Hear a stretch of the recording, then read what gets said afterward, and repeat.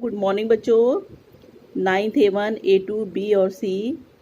और आज पहली बार आपकी और हमसे मुलाकात हो रही है। मैं आपकी उर्दू की टीचर शबाना बेगम।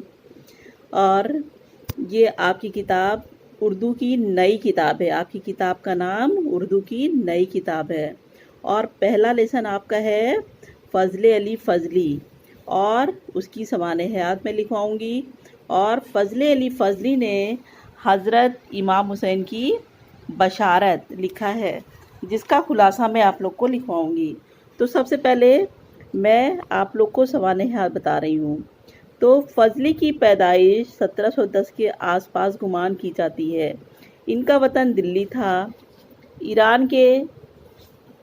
ईरान के मशहूर आलम काशफी की एक किताब रोज़तुल शुहदा को इन्होंने उर्दू ज़ुबान में लिखा और उसका नाम करबल कथा रखा। करबल कथा को न सिर्फ शुमाल हिंद में उर्दू की पहली किताब माना जाता है, बल्कि इसको उर्दू नस्र का बेशकीमती नमूना भी कहा जाता है। फ़ज़ली की ज़ुबान दक्कनी के करीब है, लेकिन इनकी ज़ुबान कदीम के बजाय जदीद है। फ़ज़ली फ़ारसी से भी मुतासिर हैं, इसलिए उनके यहाँ फ़ारसी के अल्फाज जगह जगह मिलते हैं। फिर भी उनकी ज़ुबान पेचीदगी के बजाय सादगी से भरपूर है। तो बच्चों, ये फ़ज़ले अली फ़ज़ली की सवाने हयात थी। अब मैं फ़ज़ले अली फ़ज़ली ने हज़रत इमाम हुसैन की बशारत लिखा है, जिसका खुलासा मैं आप लोग को लिखवा रही हूँ। तो लिखोगी, करबल कथा से फ़ज़ले अली फ़ज़ली की किताब करबल कथा से लिया गया है। उर्दू की कदीम तरीन किताब मानी जाती है। इस किताब को उर्दू की सबसे पहली नस्री किताब भी कहा जाता है। ये किताब 18वीं सदी ईस्वी के आखिर में लिखी गई है। फ़ज़ली लिखते हैं, मैंने रात को ख्वाब में देखा, मैं अपने भाइयों और दोस्तों के साथ सैर को जाता हूँ। रास्ते में किसी शख्स ने कहा, तो पहले इमाम हुसैन और इमाम हसन के रोज़े की ज़ियारत कर। मैं जब रोज़े पर गया तो वहाँ देखता हूँ कि एक बड़ी इमारत कदीम शरीफ की तरफ खड़ी है। इस इमारत की दीवार मिली हुई 2 कब्रें हैं।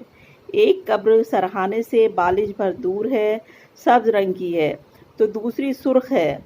मैंने अदब से सरहाने बैठकर खुलूस दिल से फातिहा पढ़ी और इनकी शफ़ाअत बयान करने लगा। जैसे ही मुझे बुलंदी का एहसास हुआ तो मेरी आंखों से आंसू बहने लगे। अचानक इन कब्रों से नरगिस के फूलों के 2 गुच्छे निकले, जो इंतहाई तरोताज़ा थे, लेकिन मैं इनकी शफ़ाअत बयान करता रहा और रोता रहा कि इतने में फूलों के 2 गुच्छे और निकले। जब मैंने दरख्वास्त की कि एक गुच्छा और इनायत हो, जिससे मेरे दिल की सच्चाई मुझ पर साबित हो जाए, क्योंकि मैं पंजतन का खादिम हूँ। इस दरख्वास्त के बाद फूलों का एक गुच्छा और निकला, जो तरोताज़ा लग रहा था। मैं शाम तक इसी दरगाह में रहा और मेरे दिल ने मुझे कहा कि ए फ़ज़ली, तू ऐसी पसंदीदा जगह से कहाँ जाता है और अपने को दुनिया के इस गड्ढे में कहाँ फंसाता है। तू यहीं रह और दूसरी जगह ना जा। अचानक अल्लाह के हुक्म से एक नौजवान इन कब्रों के अंदर से निकला, जो एक इबा ओढ़े हुए था।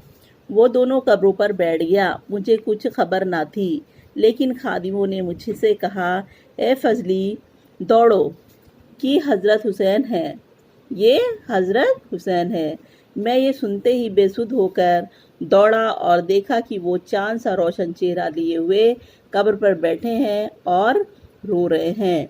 ये मंज़र देखते ही मैं आपके कदमों में गिर गया और इल्तिजा की कि ये सब क्या है, आप मुझसे गुफ्तगू क्यों नहीं कर रहे हैं। तभी मेरे साथियों में से एक ने आकर कहा कि हम सब जा रहे हैं और तुम भी अभी तक यहीं पड़े हो। जैसे ही मैंने सुना कि मेरे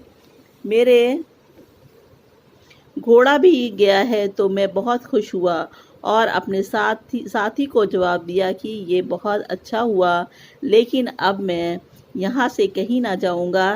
تبھی آپ رضی اللہ عنہ بولے، تو اب تو جا پھر آنا۔ میں نے بہانہ کیا کہ حضرت اب تو میرا گھوڑا بھی گیا اور میں آپ کو چھوڑ کر کہیں نہیں جاؤں گا۔ پھر ارشاد فرمایا، باہر ایک پالکی ہے، تو اس پر سوار ہو کر جا۔ اس کے بعد میں نے حکم کے خلاف ورزی نہ کر سکا اور میں نے کہا کہ اگر میں دوبارہ آؤں تو آپ کے لیے کیا تحفہ لے کر آؤں؟ حکم ہوا کہ کچھ روپے، ایک چھالر دار کپڑا، ایک تیل کی کپی اور ایک پڑیا مسی کی لے کر آنا۔ میں آپ کو سلام کر کے رخصت ہو کر باہر آ کر پالکی پر سوار ہوا اور چلا آیا۔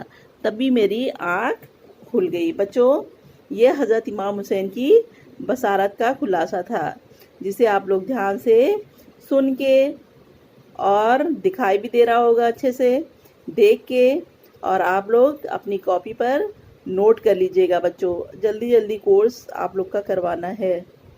اچھا بچوں،